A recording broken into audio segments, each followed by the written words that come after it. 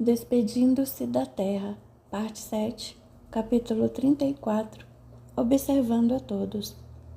Depois dos encontros sexuais mantidos com Letícia e Sílvia, Marcelo retomou a sua rotina, buscando agir de forma que não levantasse suspeitas. A presença estimulante de Camila agora dominava seus pensamentos. Com essa ideia fixa, foi muito fácil que o presidente, agora na direção direta dos trabalhos de interferência, se valesse de sua inclinação para implantar outras entidades obsessoras em seus terminais nervosos, com a finalidade de manterem-no estimulado no desejo de maior envolvimento com a mais bonita das três. Marcelo e Marisa já não se ocupavam mais da vida dois.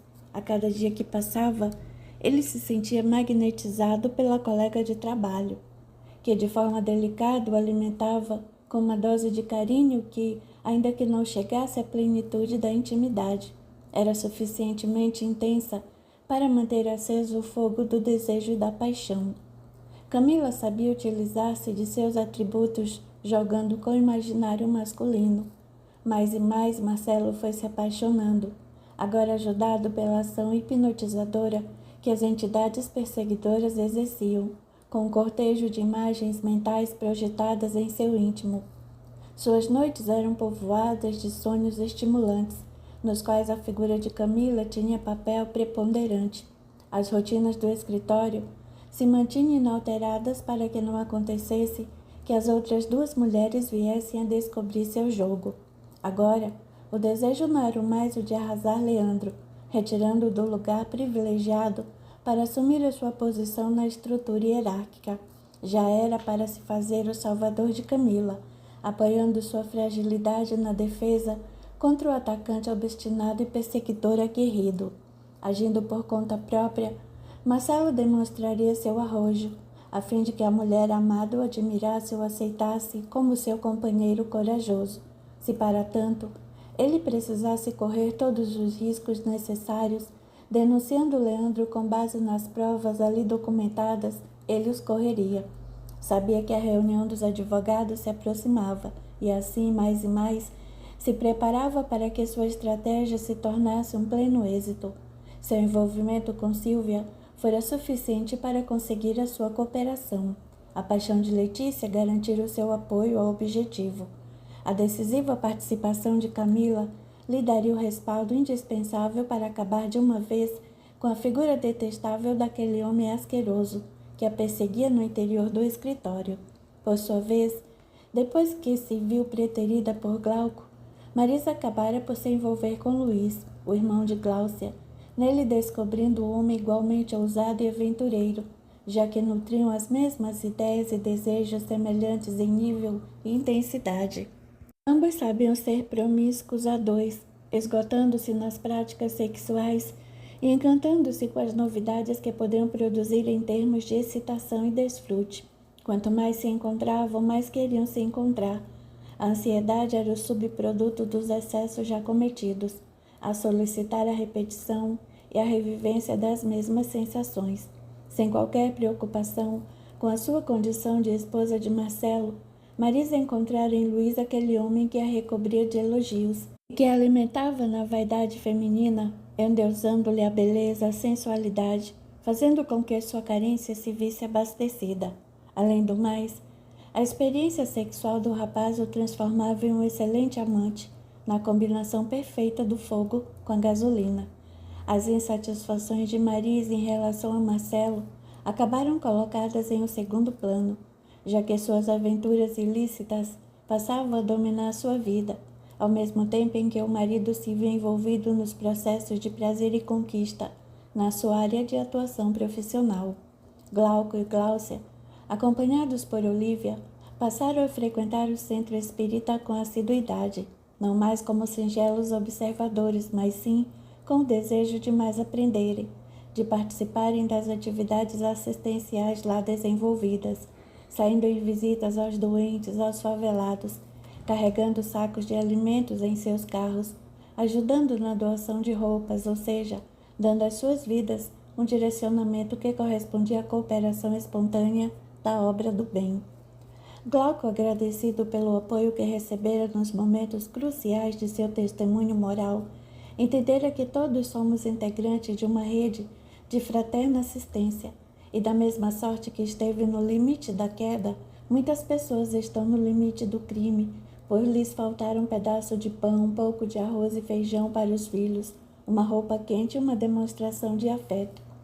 As semanas que se sucederam à tempestade, vivida naquele dia fatídico, se tornaram momentos de recuperação e alegria, ao mesmo tempo em que suas forças foram se reequilibrando, afastando os pensamentos negativos ligados à conduta de Marisa, que desde aquele dia se havia revelado desequilibrada víbora, assumindo suas reais tendências e intenções. Agora, depois que o tempo transcorrer entre reflexões e conversas, palestras e leituras, entendi a ação das entidades obsessoras, ao mesmo tempo em que sabia que a moça havia sido um instrumento para testar as suas determinações no bem. O entendimento das leis do universo lhe fizera ver que Marisa na verdade não passava de uma doente moral, perdendo a classificação de bandida ou desavergonhada. Deveria ser evitada, porquanto a enfermidade moral produziu desajuste, que poderia causar outros dissabores. No entanto, ao invés de fustigá-la com pensamentos de ódio, Glauco entendera a necessidade de orar por ela, para que pudesse reharmonizar-se um dia, sem alimentar o ódio ou desejo de vingança que lhe palpitavam no espírito feminino ferido. Não sabiam, nem ele nem Gláucia, que entre Luís e Marisa havia se estabelecido um intercâmbio afetivo, ainda que nos moldes levianos, onde os dois se exploram mutuamente, seus compromissos de sentimento verdadeiro. Justa posição de necessidades era o que acontecia com ambos. Luís se sentiu um super-homem ao lado de uma mulher exuberante. Marisa se sentiu uma super-mulher ao lado daquele que abastecia de estímulos e sensações desejadas pela vaidade do ser. Em face do sucedido na porta do motel, Luís evitava o encontro com Glauco, que da mesma maneira não se animava a estar no mesmo ambiente com o futuro cunhado. Em face de seu relacionamento com Marisa, Luís se afastara ainda mais do grupo familiar, desculpando-se com o excesso de compromissos e se deixando ficar na sintonia da mulher desejada. Nada mais de oração em família, de elevação de pensamento. Seu negócio agora era curtir a excelente maré que a vida lhe oferecia. A presença de Jefferson ao seu lado era constante, agora cooperando também na influenciação sobre Marisa, cada vez mais acessível a todo tipo de obsessão, ambos monitorados pelo presidente. Ele alugara um apartamento e estabelecera o ninho para onde o casal se dirigia sempre que o tempo permitisse. Por não ter nenhuma ligação com o marido, Marisa se deixou transferir durante as horas do dia para o ambiente onde vivenciava as experiências da nova relação. Luís, não tendo horário rígido de trabalho, usualmente podia lhe fazer companhia, tendo se transformado com o correr das semanas em uma espécie de namorado aventureiro, desgastando-se nas aventuras e divertimentos pelos corredores da nova moradia. Silvia, por sua vez, depois da relação na qual se promoveu a ligação de seus dois obsessores, que se materializariam na terra como seus filhos, sofreram uma modificação brusca em seu estado íntimo. Depois de deixar o motel, procurou repouso em sua casa, ao mesmo tempo em que desejou encontrar no afeto do filho adolescente o alimento carinhoso para suas necessidades e carências. Não tinha o marido por perto, nem podia esperar isso dos homens levianos e quase desconhecidos que usava como instrumentos de prazer. Não tinha amigas ou amigos com quem compartilhar tais sensações, porquanto as amigas eram sempre potenciais adversárias a serem vencidas e os amigos, estes acabavam sempre na cama com ela, mais cedo ou mais tarde, o que estragava a amizade.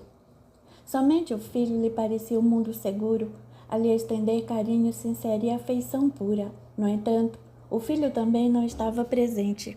Silvia se vira sozinha, com aquele sentimento de vazio que mais cedo ou mais tarde acaba chegando para todos os levianos do mundo, quando nada faz sentido, nada é suficientemente verdadeiro e durável.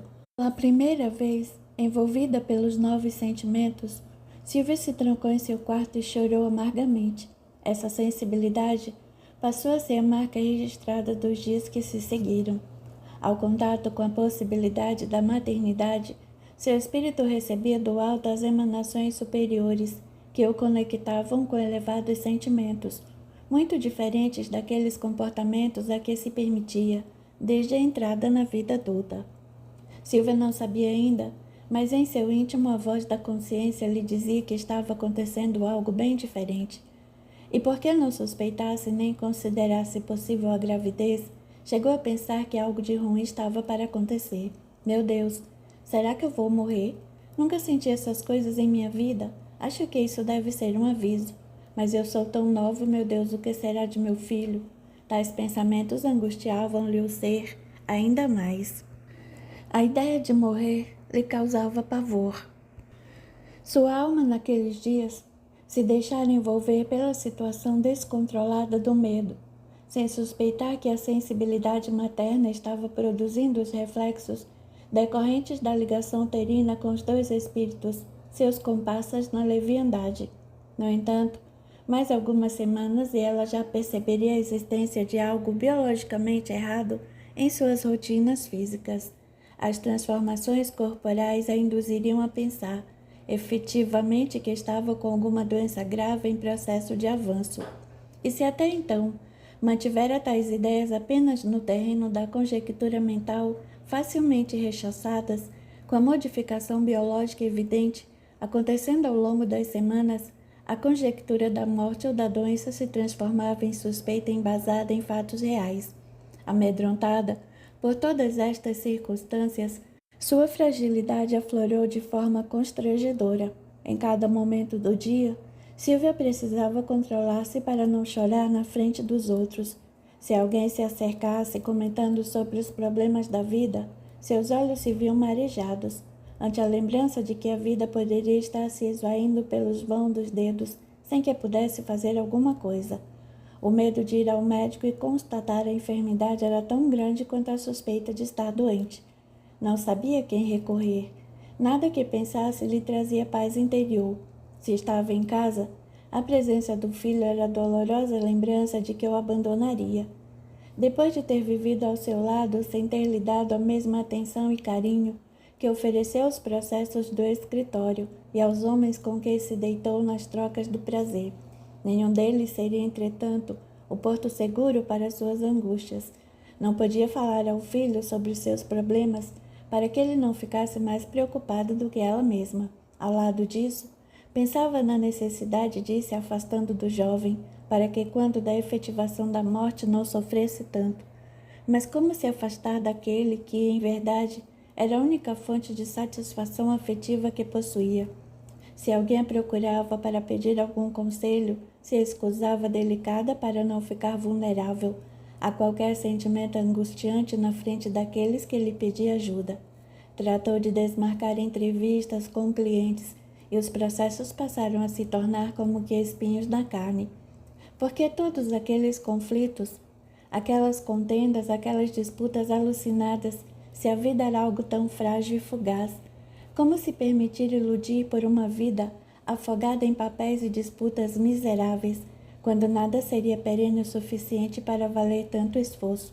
Sua conduta não passou desapercebida aos olhares de Marcelo, que, sem suspeitar de nada, passadas já algumas semanas do último encontro, procurava observar as suas atitudes para aquilatar sobre a continuidade de seu apoio, no caso dos documentos já mencionados. Oi, doutora Silvia, como vai? Brincou o rapaz na porta de sua sala. Ora, Marcelo, estou muito bem, não dá para notar? Sim, dá para perceber que você está muito calada nestes dias, que não está atendendo tanta gente como sempre atendeu, que não está conversável como nos outros dias, que chega mais tarde e sai mais cedo, que parece mais cansada do que o normal. Dá para notar como você está muito bem. Entendendo as referências do rapaz, Silvia pediu para que ele entrasse e fechasse a porta. Atendendo ao pedido com um sorriso maroto no rosto, Silvia advertiu, adivinhando-lhe os pensamentos. Não precisa ter medo, Marcelo, porque eu não faço aqui o que faço em outros lugares. Que pena, Silvia, respondeu o rapaz brincando. Escute aqui, seu safado, disse ela meio sorrindo. Deixe de pensar em besteira por um minuto e sente-se aqui. Tudo bem, estou escutando. Sabe, Marcelo, estou muito preocupada com minha saúde. Como assim, Silvia? Perguntou, demonstrando um interesse sincero. É que de uns dias para cá não estou me sentindo bem. Tenho dificuldade de passo boa parte das horas deitada. Estou inchada e meu estado de ânimo se mantém constantemente abalado. Mas você já foi ao médico? Claro que não, Marcelo. E se eu descubro que estou mesmo com pouco tempo de vida? Ora, Silvia, mas as coisas se complicam desse jeito. Essa é minha angústia, Marcelo. Como é que posso encarar minha vida dessa maneira, meu filho, meu futuro, se um tumor pode estar consumindo minhas forças? Você não se lembra daquele meu cliente que há 2 meses me procurou para desistir dos seus processos porque havia descoberto um câncer? Sim, eu me recordo de seu esforço em convencê-lo de que deveria continuar lutando por seus direitos. Eu me recordo disso também, no entanto, ele foi enterrado semana passada, Marcelo. Credo, disse o rapaz espantado. Tá doido, Silvia, tão rápido assim? É, meu amigo, desse jeito. E agora eu entendo porque ele pretendia deixar essas brigas idiotas ou mesquinhas que nós temos que transformar em processo de lado. Nada faz sentido, Marcelo, se nós olharmos as coisas pela ótica de quem descobre que está com tão pouco tempo para viver. Mas ele sabia que tinha uma doença, Silvia. Sim, é verdade. Mas nós todos estamos com nossos dias contados. Quem garante que ao sair daqui eu não seja atropelado ou um caminhão não passe por cima do meu carro? Nossa vida é uma tolice, Marcelo. Agora tenho pensado assim porque pela primeira vez estou com medo de morrer. Meu corpo me está assustando com a transformação que estou sentindo. E o medo de partir para o desconhecido está me impedindo de ir ao médico. Entendendo a angústia da amante de ocasião, Marcela arriscou sugerir. Mas por que você não fala com seu marido? Ele pode ajudá-la? Ora, Marcelo, meu marido e eu somos dois estranhos. Não dormimos juntos há muitos anos. Apenas mantemos uma aparência de vida, para que nosso filho se sinta vivendo em uma família dita normal. Ele tem outros interesses, outras mulheres, outros relacionamentos. E dizendo isso para o homem com quem acabara de ter, algumas semanas antes da última relação, relembrou de sua conduta e falou com franqueza. E eu faço a mesma coisa. Como pode contar com alguém que nunca fez parte da minha vida? Só tenho meu filho, e ainda assim não posso lhe dizer nada, porque primeiro, não tenho nenhuma certeza, e depois não quero lhe trazer sofrimentos maiores. Vendo que ela se via presa na própria armadilha, Marcelo procurou estender-lhe a mão, afinal, Silvia havia sido a mulher que o abastecera de prazer nos últimos tempos, o mesmo prazer que a própria esposa lhe negava. De uma forma ou de outra, sentia-se em dívida e pretendia que ela se vinculasse a ele por uma gratidão, através da qual seu apoio na luta contra Leandro se fizesse decidido e indubitável. Bem, Silvia, o que não pode é você ficar desse jeito e não ir em busca de solução médica. Mas eu tenho medo, Marcelo, exclamou aquela mesma mulher tão segura de si nas relações carnais. Havia chegado a hora do companheiro transformar-se no apoio que ela pedia em silêncio. Se você quiser, eu ajudo. Eu posso levá-la ao médico e ficarei do seu lado para o que der e vier. Marcelo, não se sinta obrigado por causa do que acontece entre nós. Não desejo sua comiseração, nem a compaixão de um homem com a consciência pesada. Falava isso de maneira altiva, até mesmo para ferir os brios do homem e liberá-lo de qualquer obrigação. Isso porque naquele momento suas necessidades afetivas não poderiam ser alimentadas pela piedade. Ora, Silvia, em nenhum momento estou pensando nisso. Estou me oferecendo porque de uma forma ou de outra estamos juntos neste escritório há tantos anos, e ainda que nada tivesse acontecido entre a gente, me sentiria muito feliz em poder estender minha mão numa hora de necessidade. É sincero o que está falando, Marcelo. É o mais sincero que já conseguiu ao longo de minha vida, Silvia. Entendendo que o rapaz estava sendo franco, a moça se ergueu da cadeira e caminhou na sua direção a fim de lhe dar um abraço. Marcelo se ergueu e então pôde sentir toda a angústia da mulher que se acercava de seu peito, não mais com o interesse carnal, e sim na condição de alguém em sofrimento. Silvia chorou em desespero, como o sol fazia no recluso de seu quarto, todas as noites sozinha. Calma, Silvia, desse jeito eu também vou acabar chorando aqui. Ora, Marcelo, você é o primeiro ser vivo com quem me encontro para poder chorar e desabafar um pouco. Aguente firme, porque você nem imagina o que isso significa para mim. Tudo bem, chore. Então, tudo o que você precisa. Aquele desabafo fizera muito bem a colega de escritório de Marcelo. Ao final da conversa, estava mais segura e mais calma. Havia encontrado alguém com quem compartilhar suas angústias e seus medos. Longe do escritório, as mesmas duas vozes se falavam ao telefone mais uma vez. E então, as coisas continuam como nossos planos previam? Sim, cada dia ele está mais em nossas mãos. Cuide bem para que ele não perceba nada, porque disso depende nosso sucesso pleno e completo. Deixe comigo. Ele jamais vai notar de onde veio o caminhão que o atropelou, na hora em que as coisas acontecerem. Capítulo 35. Marcelo e suas mulheres. Marcelo combinou com Silvia, queria acompanhá-la à primeira consulta, assim que fosse marcado o que aconteceria dentro de alguns dias. Naturalmente, nesse primeiro encontro, o médico procedeu a uma observação clínica, solicitando exames gerais para logo mais em um segundo encontro apresentar um diagnóstico seguro. A presença do solícito rapaz ao seu lado produziu em Silvia a calma e a segurança que lhe estavam faltando já há algum tempo, ainda que as sensações de mal-estar e indisposição continuassem. Enquanto isso acontecia entre ambos, Letícia continuava a sonhar com a aproximação de Marcelo, com os momentos que puderam desfrutar e as oportunidades de carinho compartilhado. Em realidade, o rapaz não guardava muita lembrança de tais intimidades, ainda que soubesse que Letícia lhe dedicava especial atenção. Para ele, a outra advogada era apenas um instrumento adequado, uma oportunidade para conseguir dar o golpe que estava preparando. Letícia, no entanto, frágil em seu sentimento e sonhadora em sua alma, pretendia manter o liame com o rapaz, imaginando que, se conseguisse se fazer íntima mais vezes, acabaria por conquistar o seu interesse por ela. Sabia que não poderia forçar a situação e que homens casados como ele, em geral, não gostam de riscos ou de escândalos que possam comprometer a sua estabilidade. Entre a relação estável, consolidada e uma aventura transitória, por mais emocionante e empolgante que pudesse ter sido, a união antiga teria um peso muito mais decisivo no instante da decisão, a não ser que a nova relação pudesse enraizar-se com base em sentimentos verdadeiros e interessantes, dando ao homem aquilo que a rotina da convivência conjugal já lhe houvesse tirado. Por isso, sem perder a naturalidade, Letícia procurava cercar-se de Marcelo com o cuidado de quem sabe não poder forçar nada. Agia para que seu sentimento despertasse em Marcelo uma atenção especial em relação a ela.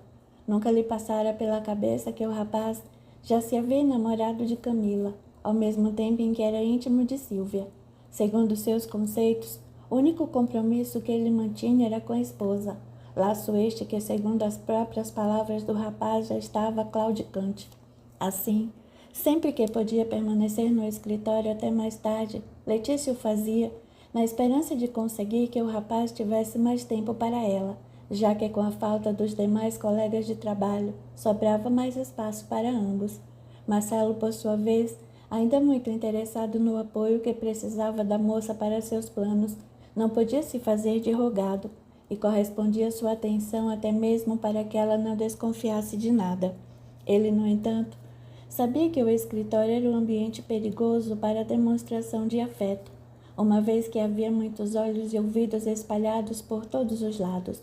Por isso, compreendendo o interesse de Letícia e a possibilidade de contar com sua adesão, o rapaz se deixara levar pelas sugestivas e sutis insinuações, carinhosamente plantadas em seu caminho através de convites para um lanche, para assistirem a um filme interessante, para conversarem sobre os casos jurídicos ou sobre outros assuntos, tomando um drink depois do trabalho. Como Marcelo não se via no dever de regressar ao lar, já que Marisa também se ausentava e só voltava tarde da noite, passou a ver em Letícia uma forma de completar a sua carência, com uma companhia agradável. Ele percebia, experiente que era nas artes da sedução, que Letícia se esmerava para criar um ambiente agradável. Sem ser grudenta ou cansativa, sabia sopesar a informalidade, com a carinhosa companhia, de forma que sua condição masculina se via enaltecida e cultivada pelas atenções da jovem. Ora, estou sem mulher. Camila está sempre no chove não molha, Silvia está doente. Que mal há em me deixar levar pelos carinhos de Letícia, agradável e interessante, na companhia de quem tenho passado meus melhores momentos nos últimos tempos, perguntava-se egoísta e indiferente o rapaz. Cada dia que marcava presença no apartamento de Letícia, era uma nova esperança brotando no coração da moça, do mesmo modo que Marcelo não lhe prometia nada, no campo do compromisso emocional. Ao reconhecer-lhe as virtudes de profissional e de mulher, estimulava Letícia, que se via com mais vontade de investir tudo o que tinha naquela relação, para produzir a boa sensação no rapaz, como forma de ir solapando-lhe as resistências, aceitando a sua distância afetiva, mas guardando a convicção de que, ao receber seu carinho, mais cedo ou mais tarde o moço haveria de se encantar com seus modos e, quem sabe, passaria a desejar estar mais tempo em sua companhia. Água mole em pedra dura, pensava Letícia. Nos seus pensamentos, cada vez que Marcelo, ao findar o dia, aceitava dirigir-se ao seu apartamento, a fim de ali passar algumas horas em conversas e carícias, Letícia se alimentava com a esperança de que o rapaz estivesse se deixando vencer por suas artes de conquista. Em realidade, como já falamos anteriormente, Marcelo se sentia na companhia de Letícia como um cavaleiro medieval, ao lado da donzela frágil e abandonada à espera do seu libertador audaz. O orgulho masculino se saciava ao contato com a moça, que, diferentemente de todas as outras mulheres com quem convivia simultaneamente, era aquela que mais o abastecia de boas referências, de elogiosas palavras e de carinho espontâneo. Camila, apesar da beleza, era um conta-gotas das concessões da intimidade, resguardando-se exageradamente, liberando apenas algumas demonstrações de afeto entre beijos e toques escondidos. Silvia era um vulcão em erupção, que em realidade ultimamente mais repulsa do que atração lhe estava causando como mulher, não lhe ocorrendo em nenhuma hipótese manter-se em relacionamento constante com ela, cuja experiência e ousadia espantavam aqueles que desejavam ser o dominador da companheira nos caminhos do prazer. Silvia sempre dominava. Marisa, por sua vez, esposa leviana e fútil, depois de empurrá-lo para o desvio, não era mais a companheira adequada para um relacionamento harmonioso. Restava-lhe, então, como única abastecedora de sua fragilidade, apenas Letícia, a jovem cuja companhia Marcelo se deixara ficar por mais tempo, desfrutando de suas maneiras e compartilhando agradáveis momentos junto àquela que lhe outorgava atenção e o carinho que todo homem sonha receber da esposa ou companheira. Por isso, desde o último encontro com Silvia no motel naquela terça-feira, Marcelo se permitia regressar inúmeras vezes ao apartamento de Letícia para dividir com ela as horas de convívio, único momento de verdadeira satisfação ao seu afeto esquecido. Naturalmente, que já tendo vencido a timidez desses encontros, a intimidade entre os dois se tornou ainda mais normal, mesmo que a união sexual plena não se consumasse todas as vezes. Marcelo desejava manter uma aproximação sem compromissos. Esse era o ponto principal de suas conversas com Letícia, que escutava com os ouvidos, mas no íntimo sonhava com outra coisa. E quanto mais o rapaz se relacionava com ela, mais ela se apaixonava platonicamente por ele, ainda que repetisse o seu desinteresse pelo estabelecimento de uma relação mais estável e profunda. Aceitaria sua companhia sempre que ele quisesse, mas que se sentisse liberado e sem compromissos tanto quanto ela se sentia. Discurso mentiroso, mas útil para a continuidade daquela situação agradável e conveniente para os seus interesses. Na medida em que as intimidades e carícias se repetiam entre os dois, as sensações femininas e os sonhos longamente arquivados de constituição de família, de estabelecimento de um lar, de divisão de um mesmo ambiente com um companheiro, se solidificavam em seu inconsciente. As ressalvas de Marcelo, perfeitamente entendidas por Letícia, tinham tal significado somente para ele. Marcelo me deseja, isso demonstra seu interesse por mim, pensava ela. Via então aquilo tudo como um ato de amor, enquanto que Marcelo, imaginando-se suficientemente claro, via como uma experiência sexual agradável, mas sem maiores desdobramentos. Ele não contava com as debilidades da jovem companheira de noites, frágil nas estruturas psíquicas e extremamente débil na capacidade de entendimento das circunstâncias que envolviam as questões emocionais ou afetivas. Foi por esse motivo que o instrutor Félix recomendou a Gabriel que se postasse junto à jovem, que, sem possuir entidades obstinadamente perseguidoras, era detentora de uma tal fragilidade emocional que ela própria se incumbiria de ser a própria obsessora com as fraquezas e fugas que caracterizavam pessoas com esse perfil ou personalidade. A debilidade da jovem era o que o preocupava.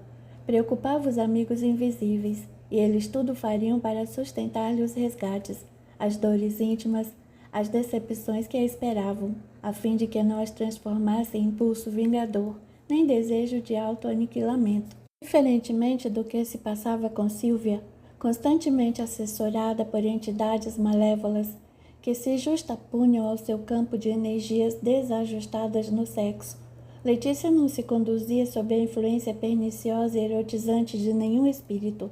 Era a senhora de seus desejos e os manipulava sem ação direta de nenhum compasso vampirizador.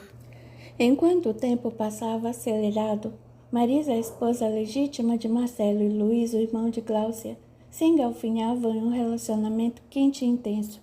As novas emoções vividas entre os dois fizeram com que o rapaz se esquecesse do futuro cunhado por algum tempo, passando a dedicar-se ao aproveitamento da companhia daquela mulher que entrara em sua vida numa situação constrangedora e que, justamente por isso, a boa sorte a transformara em experiente amante. Marisa, cada vez mais emaranhada nas teias obsessivas que o presidente Jefferson teceu ao redor de ambos, passara a ver no companheiro de prazer o ideal antes encontrado satisfatoriamente no marido. Ao entregar-se a outro homem, Marisa atendia ao desejo de ferir Marcelo, que, como já vimos, a atraía com suas colegas de escritório, ainda que ele não imaginasse que seu comportamento infiel já fosse do conhecimento da esposa. A satisfação do ego ferido, através da traição retribuída, dava bem a ideia do nível pouco elevado do espírito de Marisa, semi-enlouquecido pelos excessos e novidades ao lado de Luiz, personagem que a ligava igualmente à mulher que passara a odiar tanto quanto ao noivo que tentara seduzir. Nesse clima, insensatez e vontade de fazer o marido infiel sofrer, Marisa carregava consigo todas as provas do delito, conseguidas através das gravações, das fotografias e das pesquisas que realizara.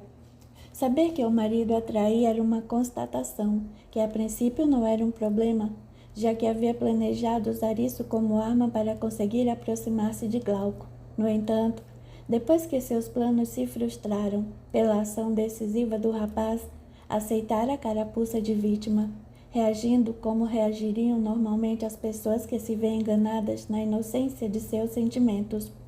Ao invés de aproveitar o envolvimento com Luiz e reconstruir seu afeto ao lado do novo companheiro, passara a cultuar um desejo de prejudicar Marcelo, única forma de ser plenamente feliz, mas para que tal vingança se fizesse plena, deveria saber quem era sua companhia naquela noite, fatídica no motel. Na verdade, não visualizara a mulher que o acompanhava, no entanto, revelando as fotografias tiradas naquele dia, atentou-se para o fato de que o carro e a respectiva placa eram muito claras na chapa fotográfica. Falando com o novo companheiro sobre o assunto e demonstrando seu interesse em saber com quem o marido atraía, conseguiu que Luiz a ajudasse como forma de compartilhar suas angústias nesses momentos de amargura, demonstrando seu devotamento de companheiro interessado. E graças a Luiz, que recorrera a amigo que trabalhava em uma agência bancária e tinha acesso aos cadastros de veículos e respectivos antecedentes, descobriram que o carro suspeito estava lançado em nome de Sílvia, amiga de escritório do próprio marido. Sabendo da identidade da amante do esposo, explodiu. Bandido sem vergonha, exclamava irritada Marisa. Justamente com aquela safada que ele foi se meter. Ela sempre me pareceu uma mulher perigosa. Vendo a alteração de seu estado emocional, ao conferir os dados do veículo, Luiz tentou ponderar. Calma, querida. Quem sabe não seja ela realmente. Pode ser que outra esteja usando o carro dela. Calma nada, Luiz. Mulher sente o cheiro de outra a quilômetros de distância e sabe identificar uma vulgar mesmo quando esteja vestida de princesa. Essa Silvia nunca me desceu. Tive pouco contato com ela, mas desde o primeiro momento em que a vi, um alerta interior se acendeu. Sabia que não era inocente e que por debaixo daquelas roupas de doutor ocultava-se um corpo de víbora. Luiz percebera que não deveria contrariar Marisa naquele momento. Deixou então que a mulher desse curso às irritações e desajustes naturais e permaneceu em silêncio ao seu lado. Envolvida pelo estado de desequilíbrio, o que abria campo fácil ao ataque das entidades perseguidoras, Marisa foi abraçada pelo presidente que acompanhava a cena, e desde o sumiço de seus homens de confiança, dela passara a se ocupar com especial atenção. Vamos, Marisa, você não deve deixar seu marido sair dessa sem levar chumbo. Era a palavra ardilosa da inteligente entidade, despejada na acústica de suas ideias. E correspondendo ao pensamento insidioso e sugestivo que lhe era plantado na mente, Marisa exclamou: Marcelo e Silvia precisam ser desmascarados. Como assim, Marisa? Exclamou Luiz interessado. Ora, eles não podem ficar na vantagem, enquanto que eu amargo essa condição de mulher traída. Vendo a aceitação de sua ideia sinistra, o presidente continuou plantando ideias no pensamento aberto da invigilante mulher. Mande as fotos para Alberto. Em um envelope lacrado, vamos. Alberto, mande as fotos para ele. Alberto, mande as fotos. Alberto. A repetição das palavras eram seguidas pela ação mental imperativa do presidente, a fazer surgir diante da visão mental de Marisa a figura do dono do escritório. Sei, Luiz. Marcelo sempre teve muito cuidado com o dono do escritório, um tal de Dr. Alberto, que sempre policiou a todos no sentido de impedir que qualquer tipo de intimidade comprometesse o serviço.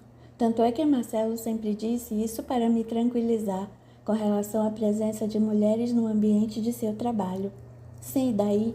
Ora, como Marcelo e Silvia estão flagrados no motel, ao mesmo tempo que nem imaginam que fui eu quem os flagrei, irei enviar tais fotos para o dono do escritório, a fim de que todos acabem sabendo de seus encontros fortuitos nesse fórum dos prazeres. Mas se o homem achar que não é caso para ser transformado em problema, e se não der importância a tais flagrantes, aí eu mandarei as fotos para o outro sócio. Bem, parece que se trata de uma ideia horripilante, inteligente. Você acha mesmo? Sim, querida. Com isso você pode fazer seu maridinho idiota amargar a vergonha de uma descoberta ultrajante no meio de seu trabalho, considerando-se ainda o fato de ele estar casado e ninguém saber que você também sabe de tudo. Além do mais, ao mandar os documentos de forma anônima, você se preserva continuando a ter o trunfo de ser a vítima da conduta adúltera do marido. Entendendo que as vantagens para tal comportamento eram inúmeras, a sustentar inclusive a imaginação de uma ação de separação judicial com base na conduta irresponsável do marido, apresentando-o como déspota, o fraudador da união, Marisa sentiu a satisfação da prática do mal, própria das pessoas que estão afastadas do seu equilíbrio perfeito, do ajuste com as forças do amor do universo. Na verdade, Marisa equivalia a uma astuta serpente, alimentada pela víbora vingadora que a ela se justapunha, nos desejos de destruição que moviam as suas intenções, representadas aqui pela figura do presidente. Longe dali, as conversas clandestinas prosseguiam. Estamos indo muito bem. No dia deixe tudo por minha conta. Não se apresse em qualquer palavra ou atitude que revele suas ideias ou sua participação. Está bem?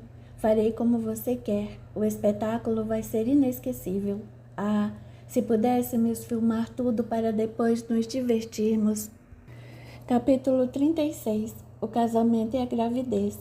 Enquanto as coisas iam nesse pé, entre Glaucia e Glauco, o entrosamento se havia consolidado, de forma que nas semanas seguintes aos fatos acontecidos no motel, ao mesmo tempo em que ambos deliberaram-se acerca dos trabalhos voluntários na casa espírita, resolveram transformar o noivado em casamento. Assim, Tendo adquirido a noção da responsabilidade do afeto, Glauco e Gláucia viram ter chegado a hora certa para se unirem em definitivo, adotando as medidas necessárias junto aos órgãos responsáveis para que a escolha consciente se materializasse em fato. Haviam optado por se casarem apenas no civil, uma vez que, como adeptos sinceros da doutrina espírita, e sabendo não possuir ela nenhum tipo de ritual, estavam convictos de que a oração humilde corresponderia à chancela divina para a aproximação legal que adotavam. Depois de terem firmado os papéis no respectivo cartório, rodeados apenas de alguns parentes e amigos próximos, indispensáveis para a condição de testemunhas do ato, reuniram-se em casa de Gláucia para que Olívia, mãe e sogra, invocasse através da prece singela o amparo do mundo invisível para aquele casal que iniciava a jornada formando uma família. Por óbvios motivos, nesse dia não estavam presentes nem Luiz nem Marisa. A reunião familiar foi simples e depois da oração, o casal dividiu um lindo bolo que haviam encomendado para a data tão importante. Fotos e abraços selaram a união, definindo o casal que não iria sair em viagem de lua de mel por causa dos compromissos profissionais e espirituais que já haviam assumido nos trabalhos, tanto os ligados ao escritório quanto aos voluntários junto à casa espírita. Gláucia passou a morar no apartamento de Glauco, e as relações de amizade que mantinham com o grupo de Marcelo esfriaram, notadamente pelas novas atividades que o casal passara a desempenhar: estudo, aprendizagem, doação de si mesmos no atendimento aos que sofriam, visitas aos hospitais, entregas de cesta de alimentos para os famintos em favelas. Tudo isso tomava o tempo disponível de ambos, que, entrando em uma fase de ventura, construíam para si mesmos o mundo de regeneração no qual viveriam, felizes e satisfeitos. Nada lhes faltava, da mesma forma que não se deixavam levar pela criação de necessidades artificiais. A sobra de seus recursos era destinada, anonimamente, ao atendimento de sofredores. Fora da casa espírita, ou então, eram canalizados para doações aos interesses comuns da instituição, na manutenção de suas tarefas de consolação aos aflitos do mundo. Olívia os acompanhava nas tarefas espirituais e contava com eles nas orações semanais em família. No entanto, apesar de estarem juntos na casa de João e Olívia nesses dias, Glauco e a esposa passaram a realizar em dia diferente e no ambiente da própria casa, um momento de elevação através da prece, já que sentiu necessidade de manter o padrão vibratório do próprio lar, dentro do tônus elevado que somente a prece é capaz de conferir e proteger. Com o passar do tempo, e em decorrência de seus esforços sinceros da aceitação das disciplinas da instituição kardecista a que se filiaram, pela perseverança e equilíbrio que mostravam, foram colocados como cooperadores no trabalho de recepção dos que chegavam à casa espírita, incumbidos de acolherem com carinho e atenção os desarvorados ou confusos, escutando-lhe as necessidades e, dentro das possibilidades da instituição, encaminhá-los para o atendimento adequado, explicando as rotinas e procedimentos da casa, os horários e as regras gerais, além de esclarecerem algumas dúvidas dos visitantes. Tais tarefas eram desempenhadas em conjunto ou isoladamente, cada um dos dois atendendo quando o volume de necessitados o exigisse. Como se fizeram trabalhadores espontâneos e dedicados, conquistaram o direito de possuir ao seu lado espíritos devotados, os quais, nos dias de trabalho normal da instituição e até mesmo fora da casa espírita, os acompanhavam e protegiam das investidas de entidades ignorantes.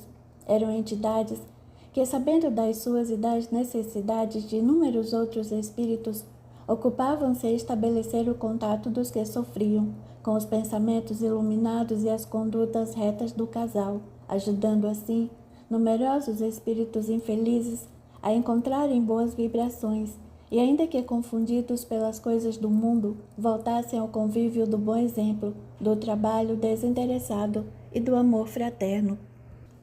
E não nos esqueçamos de que a vida dá para nós o que damos para a vida. Usando essa mesma regra, algumas semanas depois das aventuras sexuais com Marcelo, Encontraremos Silvia retornando ao médico para ouvir seu diagnóstico. Continuava apreensiva porque em seu íntimo as modificações biológicas demonstravam algo muito diferente e que, mesmo sem ser alarmista, em uma pessoa saudável, poderia significar a ocorrência de alguma enfermidade grave inesperada. Entretanto, voltaria ao médico sozinha, porque naquele dia Marcelo não teria condições de lhe fazer companhia. De posse dos resultados, o clínico notou a existência de algumas alterações sanguíneas, mas que eram inconclusivas, não indicando de nenhuma forma a origem do problema. E uma vez que as queixas da mulher se localizavam no ventre, sem saber indicar com exatidão de onde vinham, o ultrassom explorador do abdômen foi recomendado. Ao solicitá-lo, influenciado por Félix, que passara a acompanhar o desenvolvimento dos dois espíritos reencarnantes, o clínico geral pretendia afastar a hipótese da gravidez de Silvia, ainda que não chegasse a cogitá-la diante da afirmativa da cliente de que não poderia ser verdade. No entanto, o exame de ultrassom poderia encontrar algum tumor que justificasse as modificações sanguíneas ou alguma alteração de massa e contorno de órgãos da cavidade abdominal. Se nada viesse a ser encontrado, o médico iria suspender a busca e manteria a cliente atenta à possibilidade de, apesar de todas as suas negativas, o seu mal-estar pode ser produto de gravidez. Impossível, doutor. Nada que tenha feito poderia redundar na gravidez que o senhor sugere. Sim, doutora Silvia, acredita em sua palavra, no entanto, estou recomendando o ultrassom para explorarmos a cavidade ventral, já que é aí que a senhora aponta a existência de algum corpo estranho que justifique inclusive a alteração dos padrões sanguíneos. Tudo bem? Eu farei os exames, mas gostaria que isso fosse rápido. A senhora pode escolher qualquer médico, mas se desejar não ter muito trabalho, temos em nossa clínica o serviço disponível. Se desejar, marcamos para a primeira vaga existente. Isso tornará mais rápido o conhecimento dos resultados. Ótimo, doutor. Esta incerteza está me matando. Por favor, marque o mais rápido possível. Consultado por telefone os compromissos de agenda de seu colega responsável pelo exame ultrassonográfico, foi estabelecido para daí a 2 dias, a contar da data em que a relação possibilitou a união dos espíritos ao campo celular. Os 2 pequeninos corpúsculos já haviam ultrapassado o período de 4 semanas no ventre materno. 2 dias depois, então, novamente acompanhada por Marcelo, Silvia voltou ao consultório para o exame solicitado, que se realizou no horário marcado. Ato contínuo, foi encaminhada ao seu médico. Não tardou, para que, depois de ter se recomposto, limpado-se do gel que lhe recobrira o abdômen, Silvia fosse chamada ao interior do gabinete médico, desta vez sabendo que aquele exame poderia revelar o problema ou a doença que tanto temia, pediu que Marcelo acompanhasse. Doutor, este é meu amigo Marcelo, que trabalha comigo e está me acompanhando. Meu esposo está viajando e por isso não tenho irmã nem amiga que me apoiasse. Ele está aqui para servir de amparo moral. Não precisa ocultar nada. Marcelo tem toda a minha confiança. Olhando para a moça que, aflita, contou-se a alça de sua bolsa em suas mãos, demonstrando ansiedade e nervosismo. O médico abriu os exames e se pôs a observá-los atentamente. Sua expressão demonstrava a identificação de algo diferente de um simples resultado negativo. Virava as páginas, voltava às anteriores e só fazia aumentar a condição de nervosa de Silvia. Marcelo, que ainda sentindo o incômodo da situação, se mantinha sereno e despreocupado, sobretudo porque sabia que Silvia era muito exagerada e que tudo não devia passar de uma bobagem sem maior importância. Quebrando o silêncio atormentador, o médico se dirigiu a ela falando: Bem, doutora Silvia, pelo resultado de seus exames, tenho 3 boas notícias para a senhora. Como assim, doutor? Exclamou já mais calma e aliviada a mulher. A primeira é que o resultado da ultrassonografia não apresentou qualquer tipo de corpo estranho na forma tumoral em qualquer órgão de seu ventre. Ai, doutor, que alívio! O senhor sabe o que significa descobrir com tanta coisa boa ainda para viver, que nossos dias estão contados e que vamos ter que nos perder em quimio ou radioterapias? É verdade, doutora. Essas notícias são verdadeiros desafios para os que se descobrem enfermos. Mas e as outras boas notícias? Perguntou a mulher curiosa. Bem, a segunda boa notícia é que a senhora vai ser mãe novamente. Fechando o sorriso no rosto, expressou um semblante de descrédito e perguntou assustada. O que? Isso é impossível, doutor. Não é o que o exame está dizendo, doutora Silvia. A senhora está grávida. A estas alturas, o Marcelo, despreocupado, que até então ouvia as palavras do médico com indiferença, passou a se mexer na cadeira. Não entendendo as palavras claras do clínico, Silvia ponderava. Mas, doutor, eu sempre tomei anticoncepcionais para não correr nenhum risco. Sim, eu acredito. No entanto, posso lhe afirmar que não é a primeira vez que eu próprio tenho que comunicar a algumas mulheres que estão grávidas, apesar de todos os seus esforços em evitarem a fecundação. Isso sem se falar em alguns medicamentos fraudados que acabam chegando à venda sem conter os princípios ativos que anunciam. Além disso, ao fato de a senhora poder ter se esquecido de ingerir o remédio na regularidade adequada, o que pode invalidar os esforços de coibir a ovulação. Sem prestar atenção naquilo que o médico dizia, tentando parecer a mais calma e clara possível, Silvia repassava os possíveis e potenciais parceiros dos últimos meses, e sem nenhuma dúvida, existia apenas Marcelo a enquadrar-se na condição de corresponsável pela sua situação, se isso fosse verdade, pretendendo acabar logo com aquela entrevista. Mormente agora que um vulcão explodira em seu íntimo, Silvia quis saber afirmando, bom doutor, depois dessa segunda boa notícia, a única boa notícia que me resta receber deve ser que não precisarei pagar a consulta depois desse choque, não é? Não é bem assim, Silvia. A terceira boa notícia não tem nada a ver com o preço da consulta. É que você vai ser mãe de gêmeos. Aquilo foi a bomba que faltava em sua mente. Isso não é possível, doutor, disse a mulher, levantando-se da cadeira violentamente, agarrando os papéis das mãos do médico. O senhor é que é um incompetente, que não sabe ler exames como este. Será que o senhor não escutou que é impossível que eu esteja grávida, ainda mais de gêmeos? Vou procurar um outro mais competente que o senhor. E deixando ambos os homens embasbacados com aquela reação irracional, Silvia saiu do consultório chutando as cadeiras imóveis que tinha diante de si, batendo a porta e proferindo todos os palavrões mais baixos que seu experiente e chulo vocabulário conhecia. Não é possível, falava ela sozinha. Isso é um castigo de Deus, não, não. Tenho que achar um outro médico que vai corrigir esse erro. Vou processar esse charlatão irresponsável, que além de tomar o meu dinheiro ainda me vem com uma história dessas, que vou ser mãe de 2 crianças, filhas de um cara que mal conheço. Silvia, Silvia, gritava Marcelo, ainda 2 lances de escada atrás, tentando alcançá-la na correria. A mulher não escutava nada. Descia como uma bala, e não havia ninguém que a pudesse impedir ou retardar o seu caminho. Marcelo, depois de muitos tropeções e saltos, acabou por chegar até ela, já quase no térreo. Assim que se viram no saguão, Silvia explodiu. Seu traste miserável. Eu que pensava que você soubesse fazer as coisas, seu inútil. Ainda nem sabe ser homem. Espantado com as palavras agressivas, Marcelo segurou a mulher pelos 2 braços e lhe disse aos gritos: quer calar a boca, sua maluca? Do que é que você está falando? Ora, seu verme, estou falando de você, pois não é que agora estou carregando 2 filhos seus no meu útero?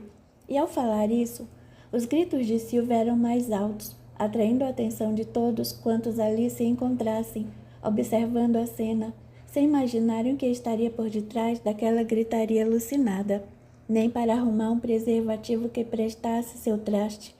Vendo as acusações levianas e públicas, a humilhá-lo perante todos os presentes, Marcelo revidou. Você que é uma prostituta de luxo, que dorme com tanta gente que nem tem como dizer quem é realmente o pai. Aquelas palavras foram um verdadeiro tiro no sentimento abalado da mulher, naquela hora tão delicada de sua vida. Nesse instante, vieram-lhe à mente as dores do passado, as frustrações afetivas, a existência do marido, o filho adolescente que agora acabariam por ter provas concretas de sua leviandade.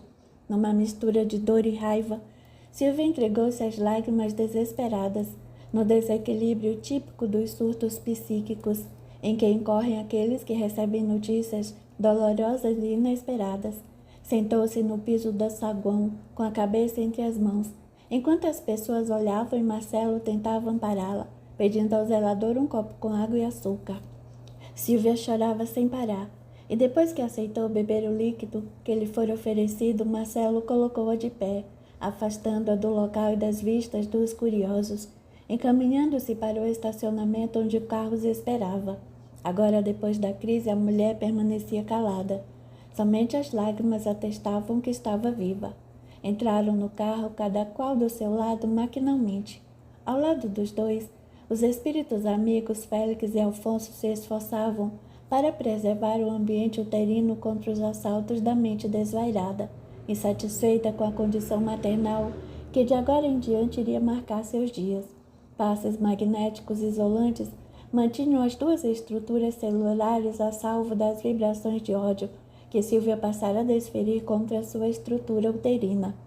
A própria escolha de descer os 15 andares do prédio pela escadaria aos solavancos e encontrões fora fruto do desejo de ver-se livre daqueles intrusos em sua vida.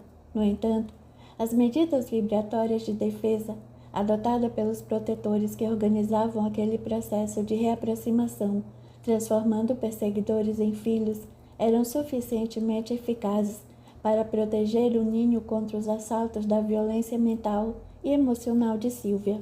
Durante o trajeto, Marcelo tentava contornar a situação desesperadora, desejando saber para onde ela gostaria de ir. Quero ir para o inferno. Quero ir para um lugar onde não exista ninguém. Estou odiando o mundo a começar por você, Marcelo. Vendo que a mulher começava a falar, o rapaz procurou continuar o assunto dizendo: Desculpe, Silvia, mas você estava louca, alucinada. Estava, não estou. Como é que você pode se deixar levar por essa maluquice? É porque não é você que está com 2 filhos na sua barriga, filhos que não são do seu marido. Sei que isso não é fácil, no entanto, você me acusou de culpado. Eu fiz tudo o que qualquer um faria. Além do mais, você me afirmou que havia tomado seus remédios normalmente e que dentro de sua experiente e agitada rotina, nosso encontro não foi o primeiro nem o único que possibilitaria sua gravidez.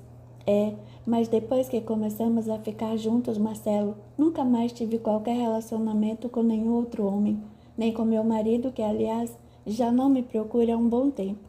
Marcelo empalideceu. Agora estava entendendo por que a revolta dela com ele. Mas, é isso mesmo, Marcelo. Só transei com você nesse tempo todo, e estes 2 filhos que estão aqui dentro são filhos nossos. Sem querer dizer que Silvia estava mentindo, Marcelo passou a imaginar que ela bem que poderia estar inventando aquela história para colocá-la em uma situação delicada, culpando por tudo e desejando chantageá-lo. No entanto, recusou-se a dizer isso na face da mulher já desequilibrada, preferindo contemporizar. Veja, Silvia, esse exame pode estar errado. As medidas de prevenção foram tomadas. Isso não pode ter acontecido. Que tal se formos fazer outro exame? Vendo que Marcelo começava a se preocupar também, Silvia respondeu: Tudo bem, Marcelo. Pare na primeira farmácia que eu vou comprar um teste para gravidez. Assim que a farmácia foi avistada, Silvia desceu e adquiriu o teste rápido. Procuraram um local adequado para sua realização, já que se fazia necessária a coleta de uma gota de urina da futura mamãe. Diante dos olhares aparvalhados de ambos, a coloração da fita indicava a realidade da gravidez. A partir daí, Marcelo se viu envolvido no dilema. Como assumir uma paternidade que poderia colocar em risco tudo o que ele estava conquistando? Pensava em silêncio. Como ficaria diante de Camila, a advogada desejada, de Letícia, a colega apaixonada por ele, e de Marisa, a mulher oficial indiferente? Não poderia correr o risco de perder tudo. Assim, para não causar impactos emocionais mais profundos e antagonismos maiores no coração daquela mulher ferida, Marcelo respondeu: Silvia, a resposta do teste de gravidez é clara e por isso trata-se de um fato consumado. Acho que por hoje nós tivemos surpresas muito grandes e estressantes. Vamos para casa, colocar as ideias em ordem e pensar no que temos pela frente. Quanto a mim, pode estar segura de que me colocarei ao seu lado para apoiá-la. Existem muitas escolhas que podem ser feitas, e aquela que lhe parecer melhor iremos contar um com o outro, está bem?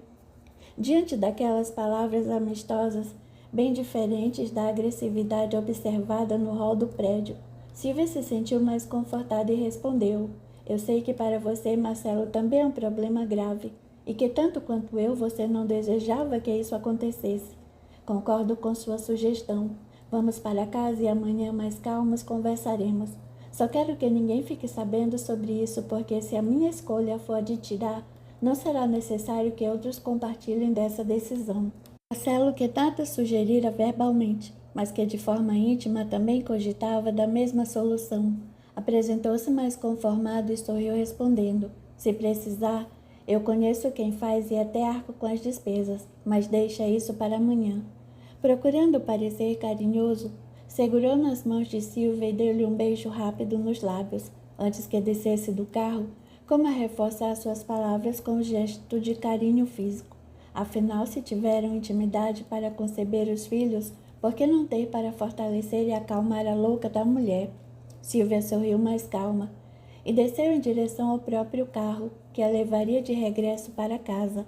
Marcelo, nervoso e livre da companhia feminina, intrigava-se com o resultado do exame, pensando que se não estivesse no local e na hora em que o médico anunciou a situação, não acreditaria no que estava ouvindo.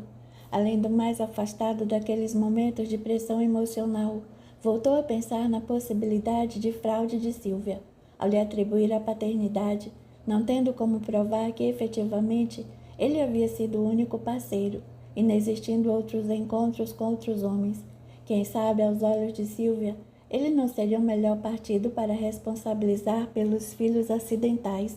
No entanto, com a aproximação da fatídica reunião geral do escritório, marcada para a próxima semana, resolveu adotar uma conduta prudente, sem acusar ou levantar suspeitas, até que os resultados do encontro profissional se apresentassem favoráveis aos seus intentos.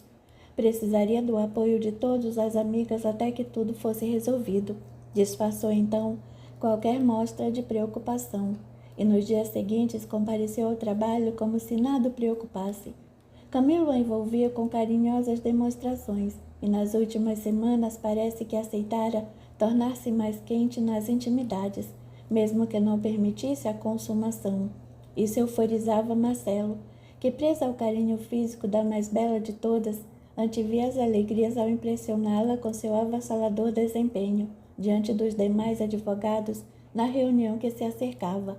Ao mesmo tempo, Letícia o procurava discreta, convidando para jantares íntimos, nos quais esperava ver seus sentimentos correspondidos, ainda que fossem apenas sonhos de mulher apaixonada em uma relação platônica. O maior problema era que a relação não se fazia tão platônica assim.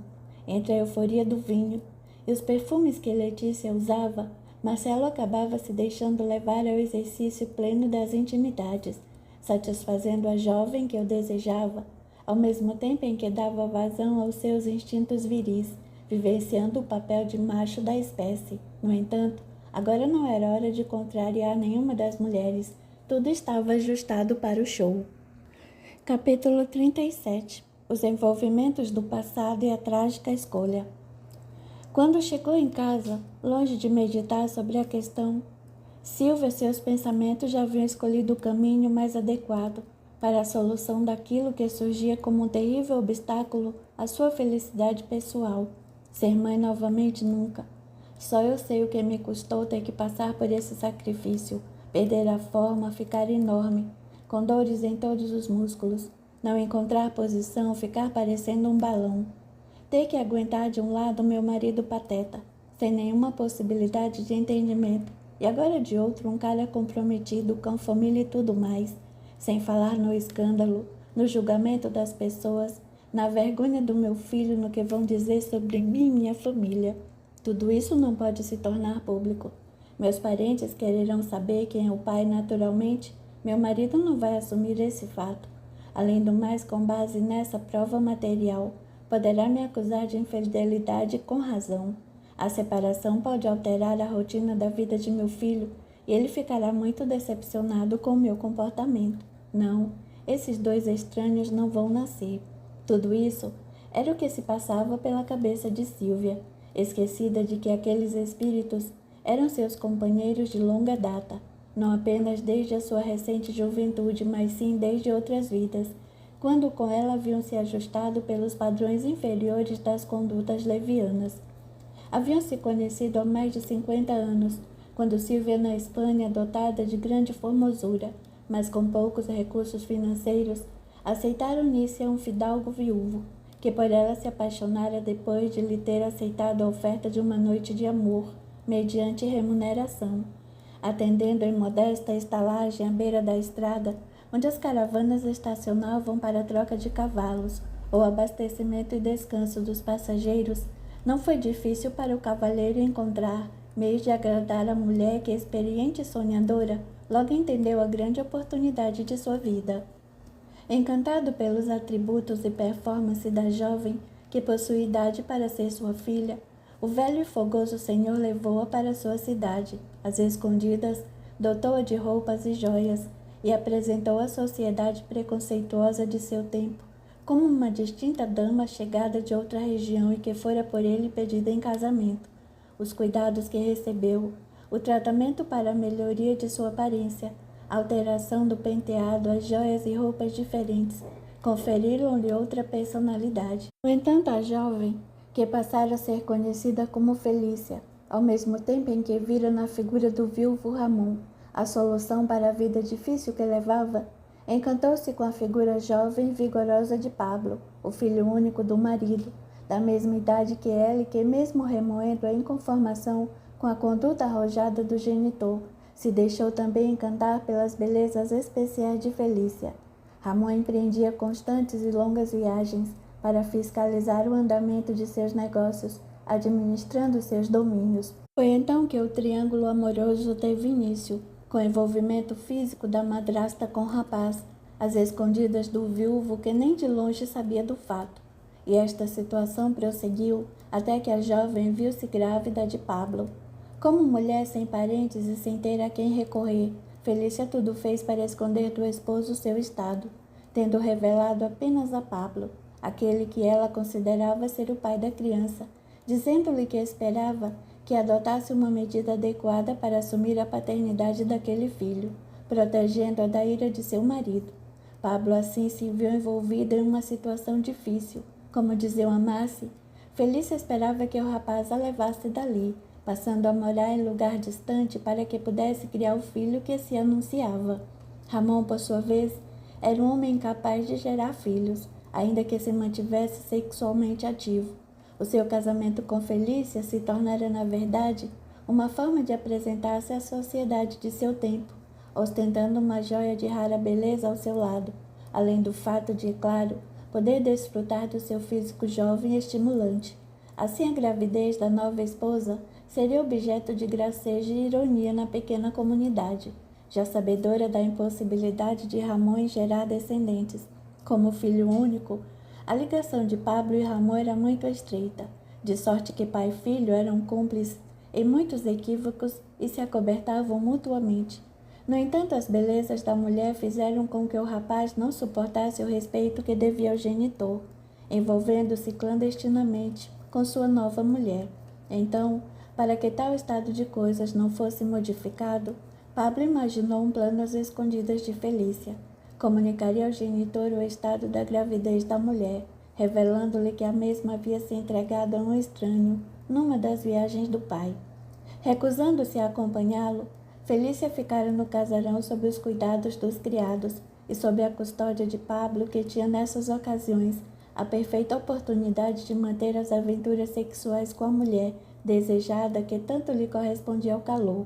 Com essa história, Pablo comunicaria ao pai a prevaricação da mulher, a gravidez espúria, mantendo-se em bom relacionamento e, quem sabe, possibilitando a Felícia a oportunidade de definir sua vida. Ao tomar conhecimento dos fatos, Ramon foi acometido de um acesso de ódio brutal contra a mulher. Desejava matá-la. Tinha ímpetos de fazer valer seus privilégios de fidalguia para recambiá-la à condição de meretriz, expulsando-a de casa. Pensando em tudo, Pablo, que bem conhecia os ímpetos paternos, esperou que o mesmo se acalmasse e depois sugeriu outra reação. Por que não obrigar Felícia a se manter unida a eles para pagar a afronta que lhes fizera? Não se podia esperar de uma prostituta que mudasse de vida só porque mudou de roupas, argumentava o rapaz, Eu entendo, Senhor meu Pai, que o seu interesse masculino por uma bela mulher é apreciável. Afinal, não se trata de uma dessas que vivem porcalhando nossas ruas. Felícia é diferente, mais bonita, mas não deixa de ser uma prostituta. O velho escutava, procurando se acalmar e manter o controle dos pensamentos. Se a jogamos na rua, isso vai soar como uma vergonha para ela e para nós igualmente, depois de toda a ensinação que foi feita sobre a sua chegada até aqui. Da mesma forma, não acho plausível aceitarmos o nascimento de uma criança aqui em nosso meio, já que toda a cidade conhece o seu estado de incapacidade para gerar. Assim, acho que poderíamos mantê-la aqui, como prostituta mesmo, depois de providenciarmos que essa criança lhe seja retirada, e então nos sirva como empregada, podendo pagar por tudo que recebeu.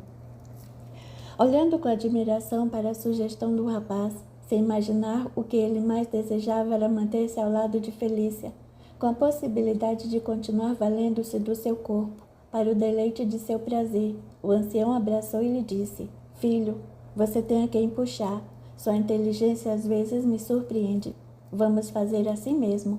Mantemos essa vadia por aqui, afinal é difícil arrumar outra que seja tão boa nessa área, e transformamos em uma serviçal. Para nós não será mais a esposa.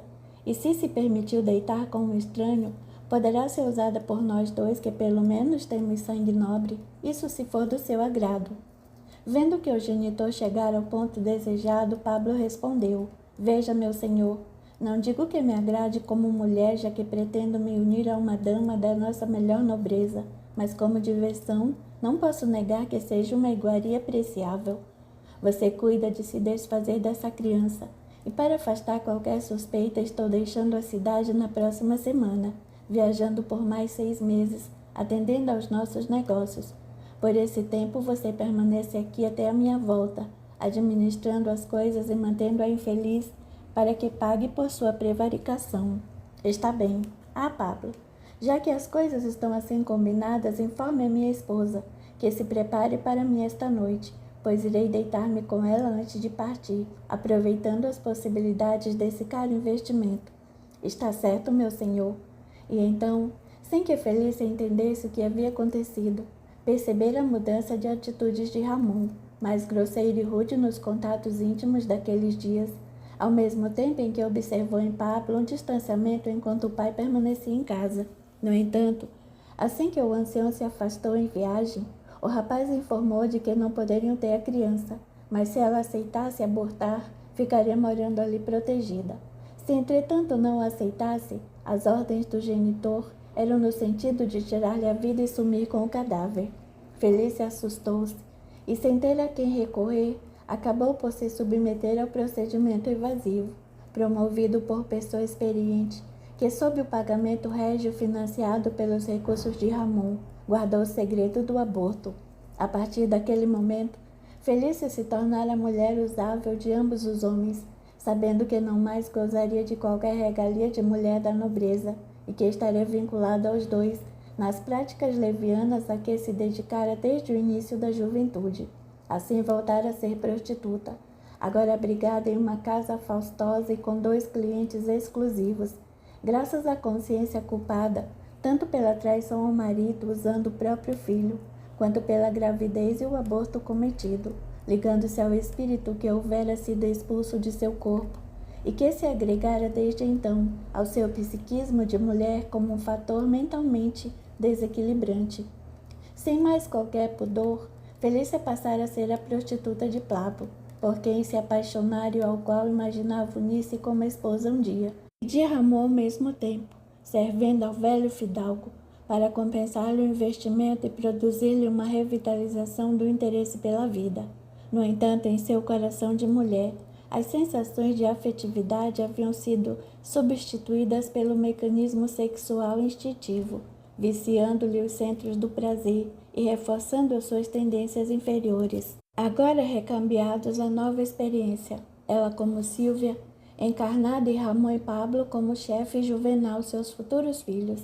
A justiça divina possibilitava a reaproximação do trio viciado no exercício da sexualidade desajustada, para que essa perturbação do comportamento pudesse ser transformada em afetividade nascente, substituindo a excitação pela sublimação do amor de mãe.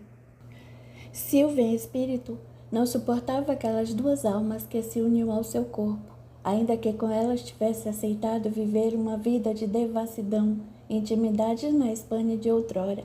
Não conseguia convertê-los de amantes em seus filhos, entregar-lhes o seio para que ali encontrasse não mais o prazer do sexo, mas o alimento que sustentasse suas vidas. Não aceitaria perder as linhas corporais que a sua vaidade continuava a cultivar, apesar de já não ser uma mulher esplendorosa. Além do mais, os compromissos sociais pesavam muito em sua mente, tanto quanto, naquela ocasião, todos os preconceitos haviam aconselhado Pablo a pleitear a mesma solução, compartilhada com a autorização e os recursos do genitor. Ramon e Pablo estavam espiritualmente comprometidos pela escravização sexual de Felícia, tanto quanto pela solução abortiva que lhe impuseram não apenas uma vez. Hoje, aquele primeiro filho abortado havia regressado à sua existência, correspondendo-lhe ao único rebento que adornava o lar e o coração de Silvia. No entanto, viera igualmente em situação delicada, fruto de uma aventura irresponsável, com aquele que se tornara seu marido, depois de suas incontáveis experiências levianas. Quando se vira grávida de seu primeiro filho, também cogitara igualmente em afastar aquele problema de seu útero. No entanto, como desejava usar a gravidez como arma para modificar o curso de sua existência, deixou-se ficar até que já não mais se apresentou viável a extração da criança de seu ventre. Resolveu então ter o filho e casar-se com o rapaz que a engravidara. Foi assim que aquela primeira criança nascera. No entanto, essas duas não teriam o mesmo destino. Não aceitaria recolher o fruto de sua aventura, indesejável, transformando-se em uma trocadora de fraldas, administradora de mamadeiras, sem poder dormir, sem descansar, sem mais outra forma e continuar vivendo a sua rotina de mulher importante, advogada e prostituta de luxo. Esse tormento passou a envolver os dois espíritos que a ela se uniam e que, ainda em estado de confusão mental, recebiam na acústica de suas almas, intimamente ligadas à da futura mãe, as ameaças do assassinato, os pensamentos repulsivos e os horrores da expulsão uterina, antes mesmo que ela acontecesse. Em seus corações agoniados, o medo passara a ser a marca de seus minutos. Agitavam-se descontrolados, gritando para que Silvia não os matasse, suplicando-lhe a oportunidade, como que relembrando os momentos do passado, chamando-se pelos antigos nomes e referindo-se à jovem pelos apelidos de seu tempo. Ao mesmo tempo, Silvia, decidindo-se pela expulsão que resolveria todas as questões mais delicadas, parecia haver chegado a um ponto de equilíbrio e satisfação. Naqueles dias, comunicou a Marcelo sua decisão, e como o rapaz lhe havia hipotecado o apoio necessário, sugerindo-lhe veladamente a possibilidade da expulsão abortiva, a opção de Silvia lhe serviu como uma luva, aliviando-lhe o espírito preocupado, já que a paternidade naquelas condições causaria dissabores e prejudicaria todos os seus intentos atuais e futuros. Ele sonhava em aproximar-se ainda mais de Camila e sabia que não poderia ferir os sentimentos de Letícia. Por isso, a sua estratégia deveria ser cuidadosa e bem ensinada, inclusive com o aborto livrando de qualquer suspeita, afastando a sua responsabilidade os resquícios físicos que provariam sua leviandade. Mais do que depressa, Marcelo mobilizou-se para arrumar a solução escolhida, obtendo o endereço, marcando a consulta e dispondo-se ao pagamento, para que o trabalho fosse realizado com a segurança e discrição indispensáveis. Nas decisões desse tipo, o mundo espiritual superior tudo procura fazer para que a pessoa repense e reconsidere a sua escolha. Por isso, na véspera da ida à clínica, onde esse procedimento seria realizado por pessoas inescrupulosas, Silvia foi retirada do corpo por ocasião do sono e levada ao mundo espiritual para um derradeiro entendimento. Ao mesmo tempo, as duas entidades que se justapunham ao seu veículo físico e que a esta altura traziam no perispírito a aparência estranha de crianças com semblantes ainda adultos, espécie de anões em processo de miniaturização ou restringimento, foram igualmente conduzidas. Ao seu lado, Entidades amigas e companheiras de outras vidas compunham o cortejo carinhoso das almas empenhadas em amparar-lhe os passos nesta vida, cujo compromisso principal se estendia diante de seus olhos. Quanto do planejamento de sua atual encarnação, esta havia sido modelada, antes do seu início, para que, finalmente, todos os espíritos que haviam sido vitimados naquela existência passada reencontrassem o caminho do equilíbrio e do afeto. Presidindo aquele encontro no mundo espiritual, Félix acercou-se da futura mãe e falou compassivo: Minha filha, tanto esperamos por este momento em sua jornada, que a bondade divina nos permitiu este encontro de entendimento.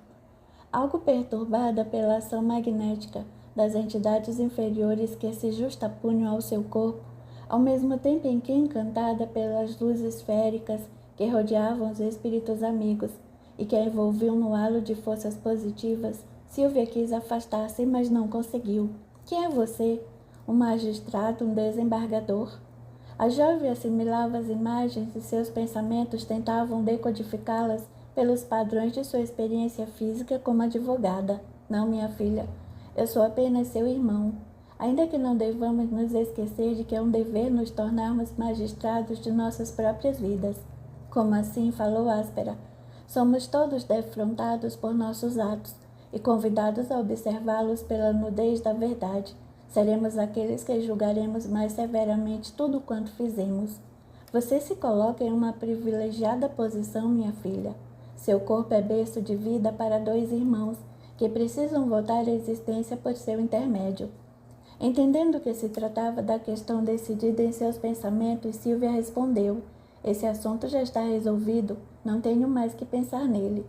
Acredito que seria bom que sua alma retornasse à lucidez de si mesma, para que o entendimento de agora pudesse abreviar o sofrimento que já se desenrola há mais de 500 anos. Como assim? Perguntou nervosa. Estes irmãos, e aproximou Ramon e Pablo, são os que a usaram no passado, quando você também aceitou usá-los como mulher leviana, à procura de posição, de realce social. Você desejava mudar de vida e eles queriam prazer. Uniram-se os interesses e os delitos se sucederam abundantes. Consociados no erro, passaram a se explorar e a se fazerem sofrer. Dores e ódios, desgastes e vícios consumiram os séculos, e agora eis que você os pode asilar no próprio ventre e torná-los filhos que, bem criados por sua vez, poderão ser o seu arrimo no futuro, quando a velhice atingir os seus cabelos. Mas esses demônios me perseguem e fujo deles sem cessar. Como viver em companhia daqueles que me exploraram? Silvia estava em prantos de desespero e ódio. Entendendo a reação de sua alma diante do testemunho que lhe cumpria dar, Félix ponderou: Os demônios não são criaturas perversas, minha filha. São almas ignorantes a caminho da transformação. E essa transformação só pode acontecer com a modificação que a semente do amor incute no âmago dos que sofrem. Para os dois, você também surge como demoníaca, Silvia. Eles se valeram de suas orgias para se alimentarem como no passado, e quando não tinham o que fazer, mais e mais se divertiam nas aventuras que você mesma procurava, sem necessitar da influência deles. Eu não os quero como meus companheiros, mas eles já são seus companheiros há mais de 500 anos. Por que não transformá-los em filhos para sempre? Não haverá como fugir do que você mesma praticou um dia. Entendendo a necessidade da aproximação e da aceitação de sua alma, Félix deu um sinal para que os dois pudessem ser trazidos até onde estavam, o que agitou a mulher, que se mantinha contida pelas forças do ambiente espiritual onde esse encontro acontecia. E quando chegaram nas proximidades do espírito de Silvia, que encolhido procurava afastar-se, demonstrando repulsa instintiva, os dois antigos exploradores, transformados em comparsas e sócios de orgias sucessivas, traziam um olhar cheio de angústias, ainda mais torturados pelo filme de terror que a mente de Silvia projetava para eles no processo do aborto que se aproximava. Não mate a gente, não faça com a gente o que a gente fez com os outros. Não queríamos fazer mais mal a você.